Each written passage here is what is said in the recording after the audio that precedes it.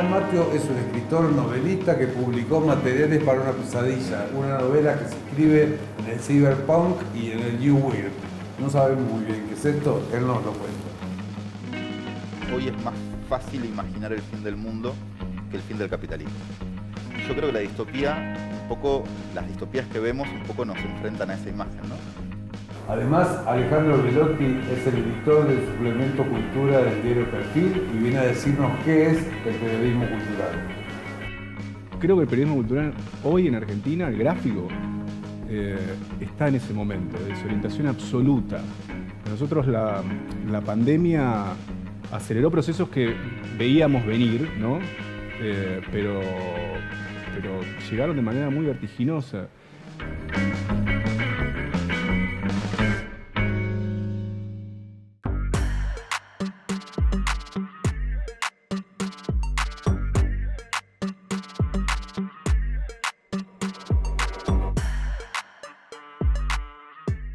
En 1984, la distopía de Orwell, la policía del pensamiento hace un trabajo sobre el lenguaje y trata de cambiar el lenguaje para cambiar la realidad y la historia. Algo similar sucede con Materiales para una pesadilla de Juan Matio. ¿Qué tal, Juan Matio? ¿Estamos hechos de lenguaje? ¿Qué tal? Gracias por la invitación. Yo creo que, no sé si estamos hechos de lenguaje, pero sí estamos atravesados por el lenguaje. La única forma de conocer el mundo es a través de las palabras. Y entonces la novela un poco trata de investigar esa hipótesis. ¿Cómo surge esta novela? ¿Cómo surge Materiales para una pesadilla? Leí por ahí que tardaste 5 años en terminarla. ¿Cómo fue el proceso? Surge de la imagen de un escritor que durante la dictadura colabora con los servicios de inteligencia y colabora construyendo o diseñando una máquina que está instalada en los teléfonos públicos de la ciudad de Buenos Aires y que se activa para grabar frente a ciertas palabras. Los discursos. Exacto. Hay una circulación de la disidencia política en la ciudad de Buenos Aires y la forma de capturar el lenguaje de esa disidencia es a través de esta máquina, que es una forma de espiar, digamos, o de escuchar las conversaciones privadas. De esa imagen empecé a tirar, digamos, fue el hito con el que tiré, y a partir de ahí empezó a aparecer alguien que trata de reconstruir esa historia en otro tiempo, sí, en el futuro, y entonces las distintas formas de implementar... Hay como varias novelas en una, la de exacto. Jaruca. Es difícil de resumir. Ese saber que se produce durante la dictadura es un saber que va a ser utilizado en un futuro hipotético, podríamos decir de ciencia ficción, para construir una red virtual. ¿Qué cuenta hoy la ciencia ficción? Porque digo, podemos pensar que Frankenstein es ciencia ficción, digo, un científico que quería crear vida. Hasta el día de hoy que la tecnología nos abruma. ¿Qué cuenta hoy la ciencia ficción? ¿Qué futuro planea la ciencia ficción? Yo creo que habría dos ramas de la ciencia ficción en este momento más o menos hegemónicas. La más conservadora es la distopía, ¿no? La distopía es ese género que, por ejemplo, Cormac McCarthy en La carretera. Sí, La carretera. Pero que también programas como Black Mirror, ¿no? O sea... Está muy cercana al terror. ¿Será porque el futuro, porque en las distopías siempre hay zombies y el zombie no sabe si es género de terror o es un mundo de ciencia ficción? A mí lo que me impresiona, digamos, es que la distopía plantea una sociedad completamente desintegrada, ¿no? Los grupos de sobrevivientes pelean por la comida, pelean por la supervivencia. Y entonces en esa guerra jovesiana, medio de todos contra todos, no es posible imaginar ningún tipo de asociación nueva, ¿no? Siempre estamos peleándonos, o sea, digamos, si el Estado se cae, lo único que queda es esa guerra, ese enfrentamiento. No queda ni siquiera la religión. En las nuevas sociedades no hay ni grupos religiosos. Y yo creo que eso a mí me llama la atención porque algo fundacional de una sociedad es la religión, el religar, el que ligaba a la comunidad. Exacto, algo de lo común, digamos, ¿no? Y algo de esa idea me parece que se asocia a lo que decía Mark Fisher, que recuperaba un pensamiento de otro teórico que decía: hoy es más fácil imaginar el fin del mundo que el fin del capitalismo. Y yo creo que la distopía, un poco, las distopías que vemos un poco nos enfrentan a esa imagen, ¿no? Cuando uno levanta mirada y mira de acá a 20, 30 años, le es más fácil imaginar que el cambio climático o una superinteligencia artificial va a destruirnos que imaginar otro tipo de asociación que no sea el capitalismo. Sí, y aparte de lo banal que es todo y lo poco que sirve todo el mundo que conocemos para defendernos, digamos. Porque si viene una horda de zombies no hay, no hay No hay. propiedad privada que te salve, digamos. Exacto. Y entonces yo ahí me pregunto, digamos, como generación, ¿no? O sea, la generación anterior, la generación de los 60, de los 70, el libro cuenta un poco eso, tenía una imaginación de futuro muy profunda, digamos. Podían imaginar futuro, podían pensar en destinos muy distintos al de su presente. ¿Qué hacemos nosotros frente a la parálisis de la imaginación que supone el realismo capitalista, para ponerlo en términos de Mark Fisher? Sí. Entonces, esa rama de la ciencia ficción, que es la distopía, es muy hegemónica, la podemos ver en lenguaje audiovisual, la podemos ver en literatura. Y otra ciencia ficción que a mí me interesa un poco más, que yo ligo a la ficción extraña, digamos, está menos interesada en contar la guerra jovesiana de todos contra todos y está más preocupada, por ejemplo, por la figura del monstruo y por lo productivo que puede ser ese tipo de figuras, digamos, ¿no? O sea, ¿qué pasa con el monstruo? El monstruo, no el enemigo, el que te va a atacar, sino con el monstruo que podría ser un buen espejo para mirarnos. Sí, y está muy preocupada en el lenguaje, como si el lenguaje fuera un virus que nos atraviesa y que nos va a trascender, que estaba antes que uno llegara y que se va a quedar cuando uno se vaya. El lenguaje es una cosa que todo está creado por el lenguaje, es la gran Matrix. Sí, bueno, ahí la idea de William Burroughs, ¿no? Del lenguaje es un virus y es un virus alienígena, Claro. además, ¿no? A mí me gusta esa ciencia ficción que frente a lo inquietante no se asusta, digamos, ¿no? Que le hace preguntas, que lo indaga. A mí me parece que Mary Shelley en Frankenstein no está del lado del doctor Frankenstein, sino más bien del lado de la criatura, ¿no? O sea, Se ríe de la imposibilidad del positivismo, de la ridiculez de querer crear vida e imitar la naturaleza. pero ciertamente es empática con esa criatura que no solamente no tiene padres, sino que no tiene nombre. Sí, que no tiene lenguaje. Fíjate Exacto. que el problema de Frankenstein es que no tiene lenguaje. Pero lo adquiere, y lo adquiere de una forma bellísima, que es escuchando lecciones de literatura de un esposo a su esposa. Bueno, hay ahí, digamos, una serie de datos que nos da Mary Shelley sobre la empatía que pueden producirnos los monstruos, en vez de pensarlo solamente como lo antihumano, ¿no? Como algo amenazante y maligno. Claro. Hablando de esto de la supremacía de la máquina, digo, no debe haber nada más alienante que el trabajo mecanizado. Hasta tal punto que uno cuando ve eso decís que lo haga una máquina, porque yo veo esos chinos repitiendo un mismo movimiento 9 horas por día. Sí, y al mismo tiempo se desprende de ahí el miedo a la desocupación que produce la máquina reemplazando trabajo humano, digamos, ¿no? Entonces ahí hay una contradicción que me parece que no es difícil después retomar en la ciencia ficción como miedo a la máquina más genérico, digamos. ¿Por qué elegiste la ciencia ficción como género? ¿Lo elegiste o te salió así? ¿Cómo fue? No, yo o sea, no estaba pensando en escribir una novela de ciencia ficción. Mi figura central era este escritor en los pasillos grises de la inteligencia. La pensaba más como una novela kafkiana, si querés. Pero en algún momento eso se paralizó y yo entré en un bloqueo y no podía hacerlo avanzar, hasta que un día apareció una imagen de un futuro donde alguien trabajaba en una realidad virtual y tenía algunos conflictos con eso, y ahí se unieron las dos historias y se armó. Pero no fue planificado, digamos, no me propuse escribir una novela de ciencia ficción. ¿Cómo te llevas vos con este nuevo mundo, con la virtualidad, con este mundo escindido de la realidad y la virtualidad que ya no sabemos?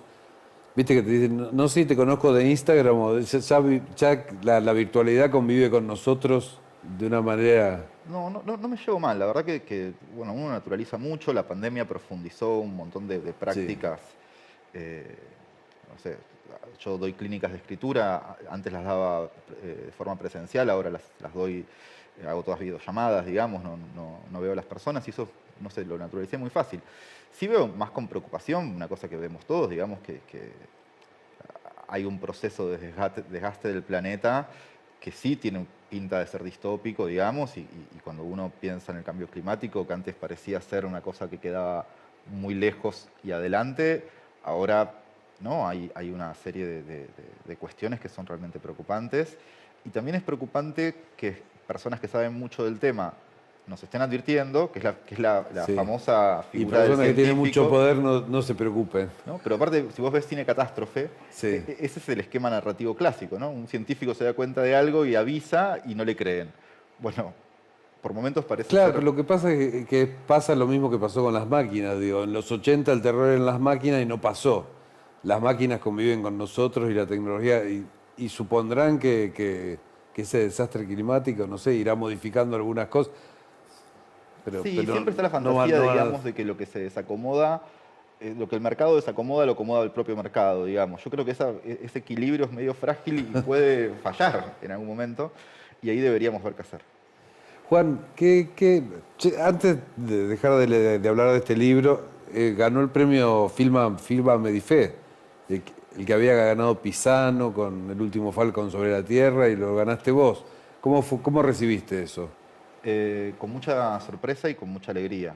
Sorpresa porque la verdad es que yo no pensé que la novela iba a ser considerada ni para entrar en la lista de las 10 finalistas, ni mucho menos para recibir el premio. Fue una sorpresa. Aparte, por un jurado muy prestigioso, digamos. Sí, muy prestigioso y con mucha generosidad. O sea, tanto María Teresa Andrueto como Sí, Mariana Andrueto, Enríquez Mariana le dedicaron Enríquez. palabras muy bellas a la novela. Yo recibí eso con mucho agradecimiento y con mucho afecto, digamos, por esa lectura. Y el tercero en el jurado era Fabián Casas, que aparte es un poeta que yo leo Sí. hace muchísimos años y que me encanta. Y entonces para mí fue como alguien con quien me formé y con quien me acerqué a la poesía cuando tenía 19 años y vivía en Hurlingham y la literatura era una cosa lejana que quedaba en la capital. Somos de Burlingame. Eso, nos tenemos que poner de pie como... Exacto. Y en ese lugar, digamos que era un lugar, vos lo debes recordar, pero Hurlingham no tenía librerías. Entonces era muy difícil acceder. Yo me acuerdo de ir a comprar a un supermercado libros en ese momento. En el último tiempo te digo que sí. Que ahora Tiene hay. esta Bueno. librería Rodríguez. En ese momento no, y para mí era un lugar muy hostil Sí. en algún punto. Y yo me encontré con la poesía de Fabián Casas en ese momento y lo leí con devoción. Entonces para mí, por supuesto, que fue una alegría enorme que él fuera parte de ese jurado. Bárbaro. Juan, ¿de qué se compone tu biblioteca? ¿Qué autores te gustan o qué autores lees? Bueno, o sea, es una biblioteca con zonas, ¿no? Está la zona de la poesía, que es una zona a la que recurro en momentos críticos, en momentos difíciles, me refugio ahí porque es ahí donde empecé.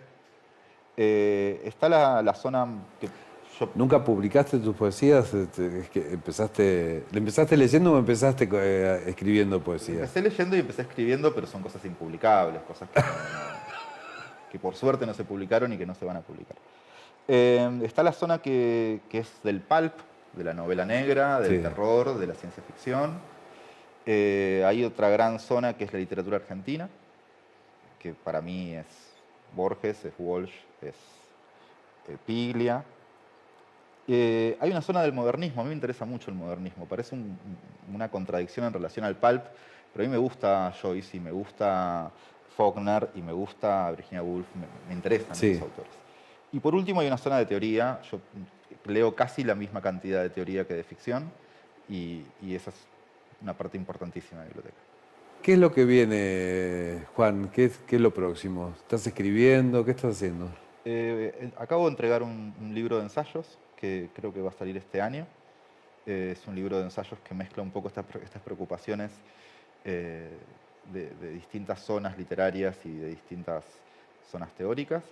Y empecé hace muy poquito a trabajar en una ficción que, o sea, yo cuando dejé de escribir materiales en el 2020, cuando uno sale de un proyecto de escritura y queda un poco desolado, ¿no? Yo- Necesitas un tiempo de cargar baterías. Claro, y al mismo, o sea, a mí me llevó 5 años, la verdad que necesitaba salir del mundo de la ficción, pero al mismo tiempo extraño mucho cuando no estoy en proceso de escritura, esa sensación de estoy escribiendo.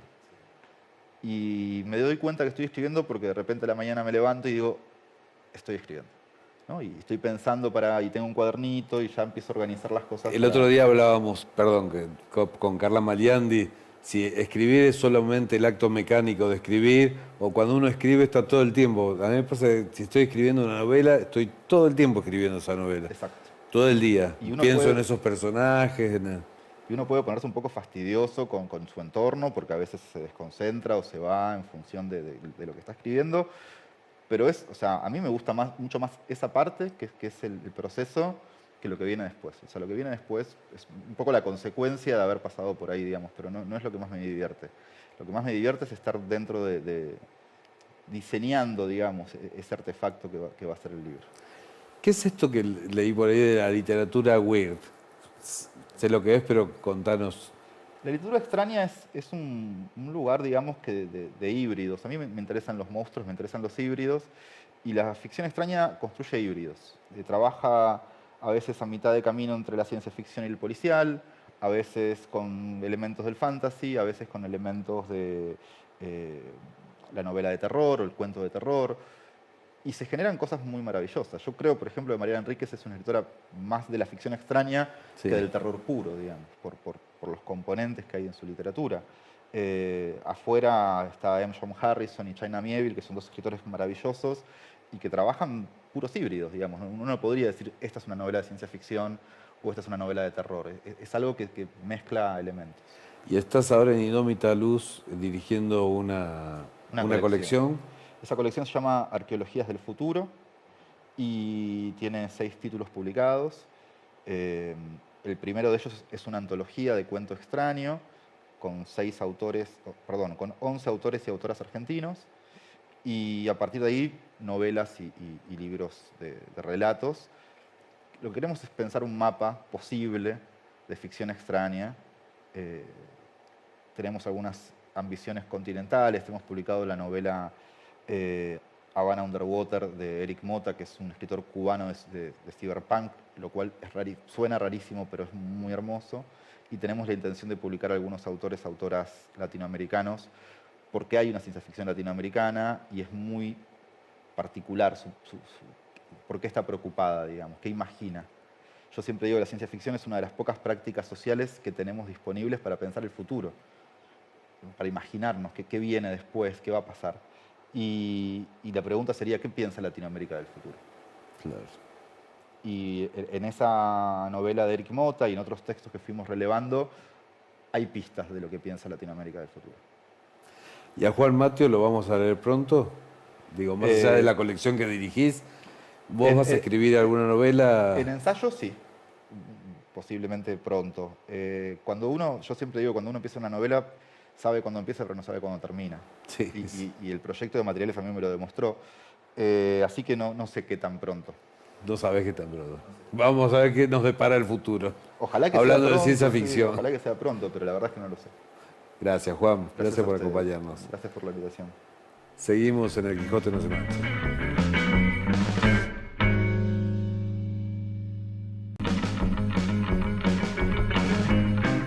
Bienvenido, Alejandro Velotti. ¿Cómo estás? ¿Bien? Gracias, Héctor, por esta invitación que no deja de extrañarme. Me parece algo fuera de lo común, ¿no?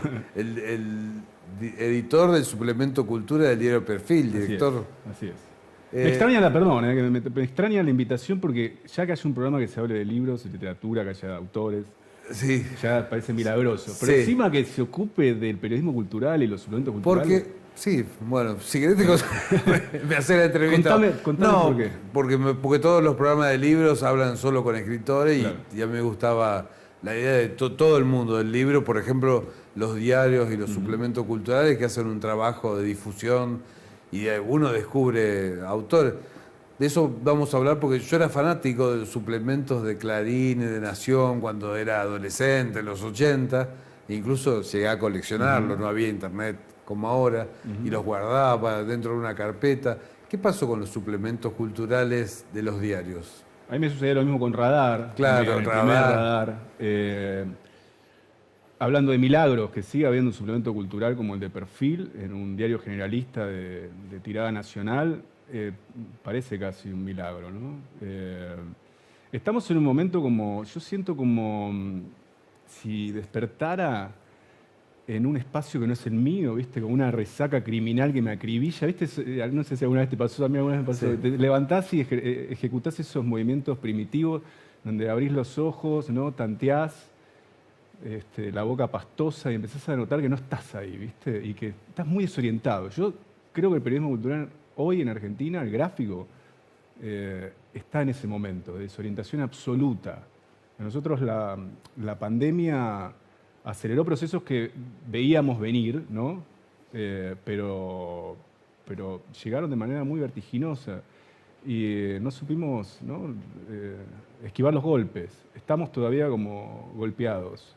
El periodismo en general, gráfico, ¿no? Yo siempre defino el gráfico, que es lo que yo sé, es mi oficio. Y el cultural, ¿viste? Esto del periodismo pantalla. Hay una pereza intelectual también dentro del periodismo cultural que es asombrosa, ¿no? Hay como una inercia de la que nadie logra salirse. Espero, digo, porque también es parte de mi personalidad ser optimista, creo que de todo este barullo por ahí sale algo esperanzador, pero vamos a salir reconvertidos de todo esto.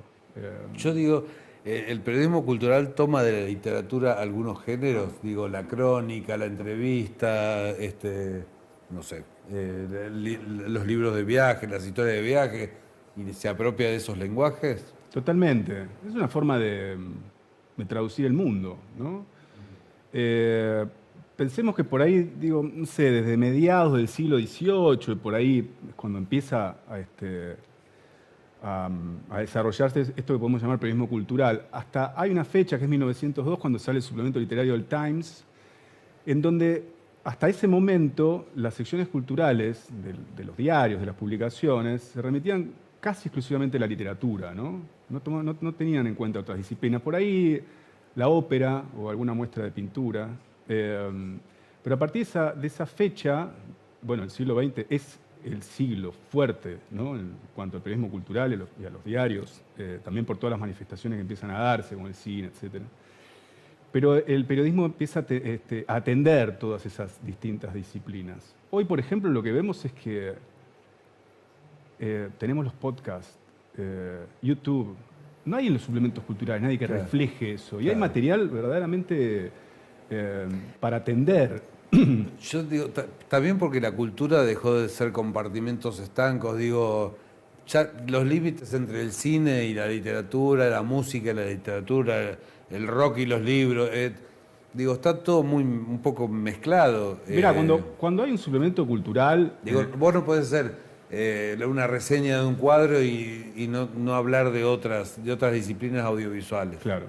Nosotros, bueno, tenemos una sección que a mí me gusta mucho en el suplemento que se llama Fuera de Cuadro, que la ejecuta Laura Isola y para mí es divina. Son pequeñas piezas cortitas sobre un cuadro en particular. Ella pone en contexto al artista y a la obra.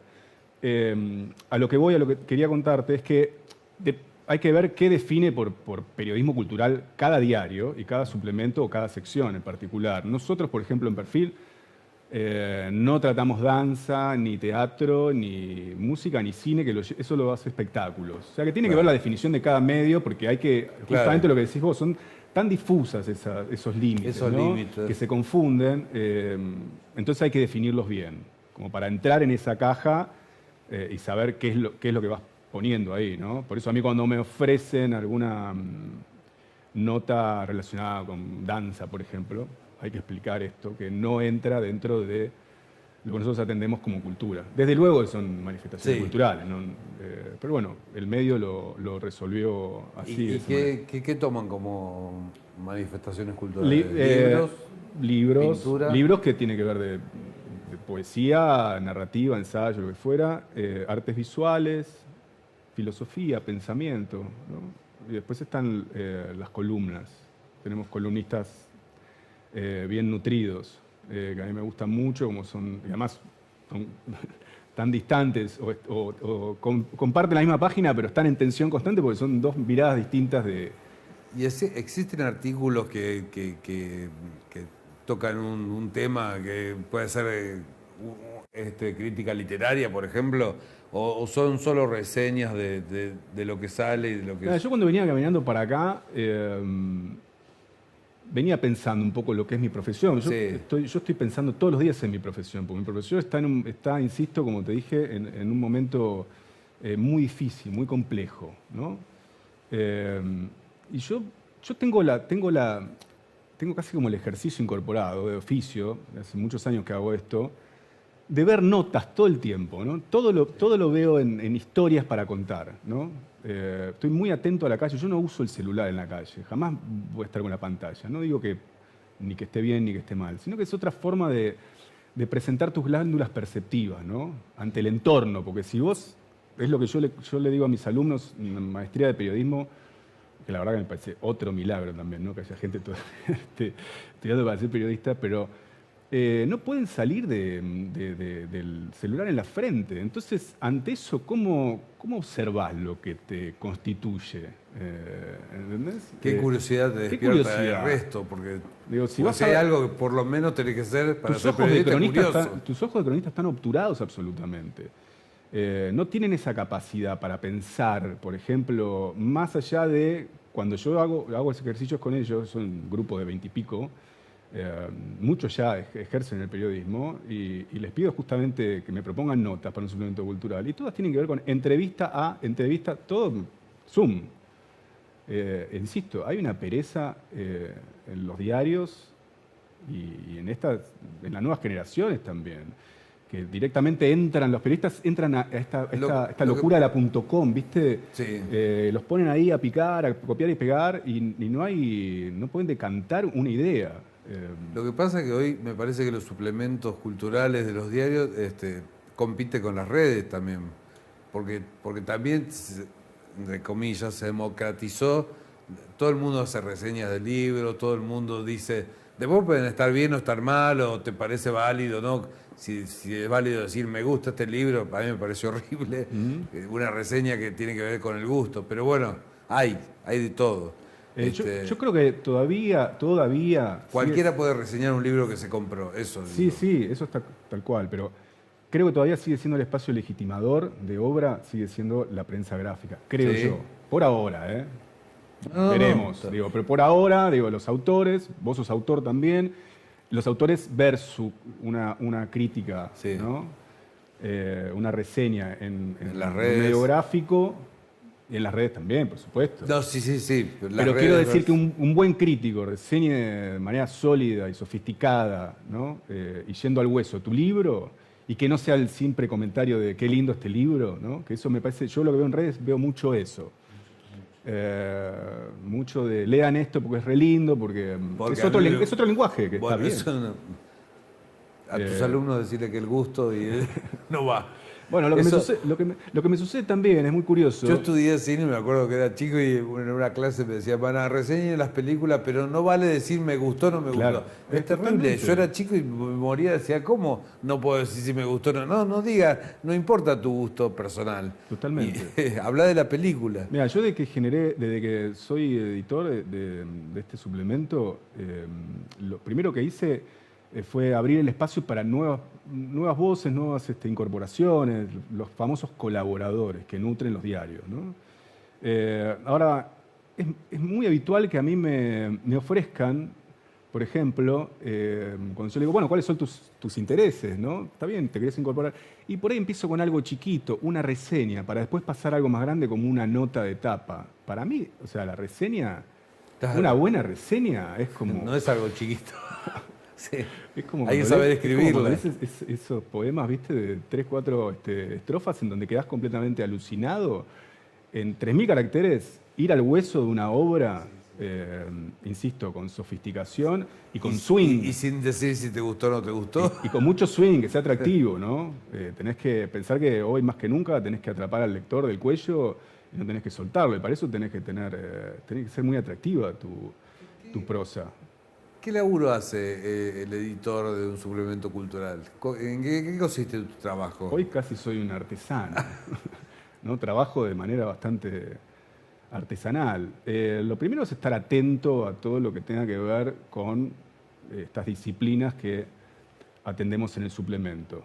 Eso no implica que no deje de qué sé yo, ir al teatro. Yo voy mucho al teatro, pero en el suplemento, insisto, no trabajamos teatro particularmente. Pero estar atento a eso, estar atento a fenómenos, por ejemplo. Ahora leí una entrevista hoy que se iba a publicar unas cartas de Hudson, por ejemplo. Yo creo que hay ahí un fenómeno editorial que advierte en este intercambio epistolar un género que fue muy poderoso y que ahora hay algo de atractivo en eso. Y bueno, así como los editores están atentos a eso y a esa necesidad de mercado y publican, y yo como editor periodístico estoy atento a que está sucediendo eso, tengo que reflejarlo. Entonces tengo ganas de pensar una nota. El mail lo mató, pero era un género genial. Bueno, pero digo, Relaciones Peligrosas sigue siendo la novela epistolar. Mirá, hay un libro que se publicó hace poquito que son cartas que no son cartas, son mails entre Albertina Carri y Esther Díaz. Sí. Con una propuesta de la editora. Ellas no se conocían y les habilitó el mail y dijo, bueno, la idea es que se empiecen a escribir mails, ¿no? Y los últimos mails son brutales, es como van creyendo, ¿no? El nivel de confianza y de carga intelectual. Es divino ese libro. Sí, es un género. ¿Cómo se llama el libro? ¿Sabes que no recuerdo? No recuerdo. Sí, Albertina Carri. Es de ahora, hace 2 o 3 meses. Ese género se rescata. Ese es particularmente el trabajo del editor. Y después acompañar mucho los textos. O sea, a mí me gusta trabajar con tiempo. Me gusta que los textos que tenga en mi poder los pueda leer y hacer devoluciones antes de publicar.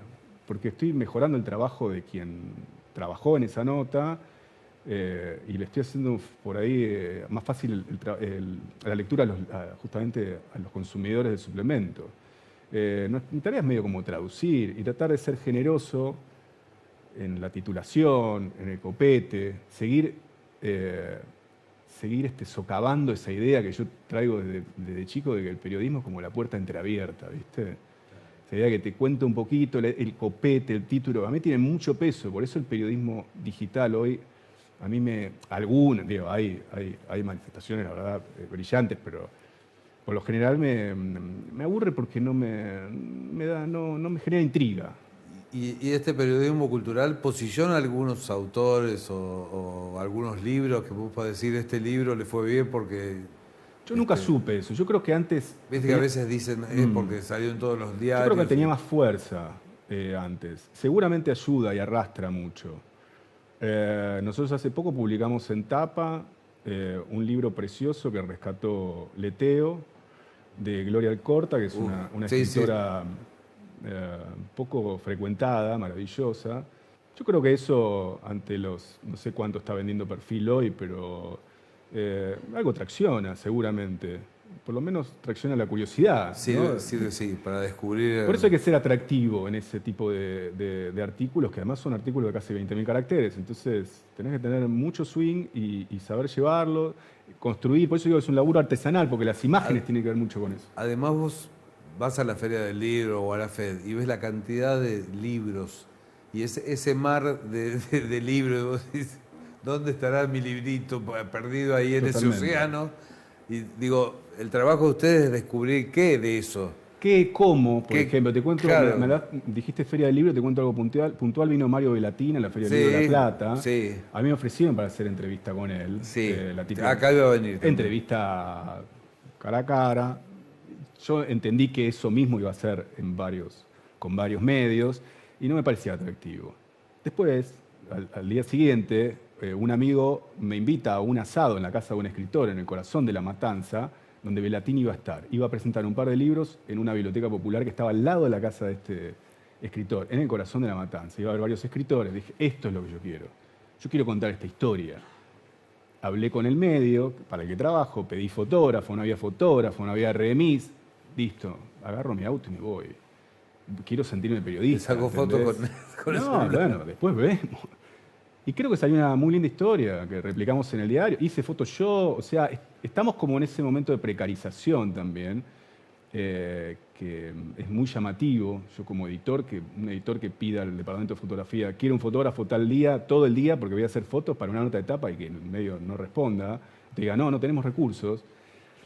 Pero me sirvió para salir de esta inercia de la que te hablé en algún momento, ¿viste? Y me volví a sentir periodista. Me parece que cuando está esta pasión un poco adormecida, ¿viste? Y la despertás, pero a la vez maravilloso. los escritores son personas que están al alcance, digo, me imagino que antes debía ser más difícil, un amigo me contaba de Carlos Fuentes de México, bueno, que es pero una especie de celebridad, que es Susana Jiménez, que en es México intocable. sucede algo que es muy, muy notorio. Yo estuve en algunas ferias del libro.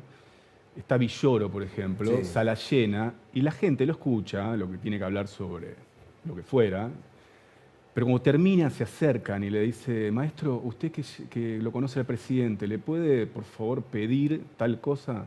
O sea, esta idea del intelectual, como es una sociedad de castas, se llama la mexicana, esta idea del intelectual que llega al poder, ¿viste?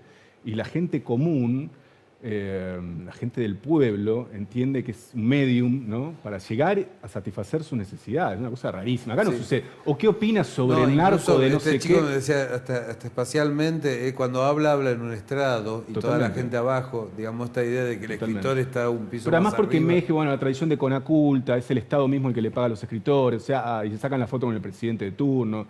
Hay mucha ligación también entre intelectuales y la clase política en México. Acá es distinto. El otro día fui a una presentación del libro de García Roballo, de Margarita. Sí, Margarita. Y ella contaba que laburó en la Fundación Gabriel García Márquez y pasaba lo mismo con él. Venía la gente a decirle, maestro, no tengo agua de hace 2 días, estoy sin luz, mi hijo no tal cosa. Bueno, déjame ver cómo lo soluciono. Acá, porque tenemos otra tradición, ¿no? Absolutamente distinta. Es el vínculo de los escritores con la sociedad distinta. Alejandro, ¿y no te gustaría escribir a vos? ¿No lo pensás como carrera, aparte de la periodística? ¿Ficción decís? Sí. Escribí, tengo cosas, no publiqué, pero tengo cosas que, no sé, en algún momento las mostré, en algún momento estuve a punto de publicar, me agoté un poco, hay que ser perseverante, Sí. ¿no? Y no me Sos dieron- guionista no me también. dieron ganas. Hice guiones, trabajé bastante tiempo como guionista de cine, hace muchos años. Ahora estoy muy abocado a esto y clases, sobre todo, que me gusta mucho dar clases. Y me dedico la mayor parte del día a pensar qué está pasando con esta profesión y hacia dónde vamos. Ojalá nos podamos ver en otro momento que te diga que Que sí, que ya superamos publiqué. esta instancia y que estamos muy bien. Por lo menos me podés decir por qué sos editor, ¿sabés? ¿Por qué sos editor periodístico? Se va dando un poco, creo que con el correr de los años. O sea, llegar a ser editor de un medio de tirada nacional en un espacio en donde yo jamás recibí, por ejemplo, ninguna bajada de línea. No tengo intereses comerciales ni ideológicos. La verdad que es maravilloso. ¿Cómo llegué ahí? Bueno, se va dando el mismo camino que uno va haciendo, lo que le pasa a todos los periodistas. Empiezas a colaborar en un lado, después te toman, después estás haciendo como una carrera, alguien te ve con esa sensibilidad para O editar. alguien te lee. Pero no todo periodista puede ser editor, no todo editor por ahí es buen reseñista o escribe buenos artículos. Dentro del periodismo cultural, el editor, la editora, digamos, es un oficio bastante particular, maravilloso. O sea, poder crear de la nada, ir enhebrando a poquito, poniendo una fotito, un título, y componer un suplemento de 12 páginas como tiene Perfil hoy, es genial. Yo no quiero que se acabe nunca. Yo me siento muy a gusto con eso. Maravilloso. Sí. Bueno, Alejandro, gracias por venir. No, gracias por invitarme, Héctor. Nos vemos. Seguimos en El Quijote no se mancha.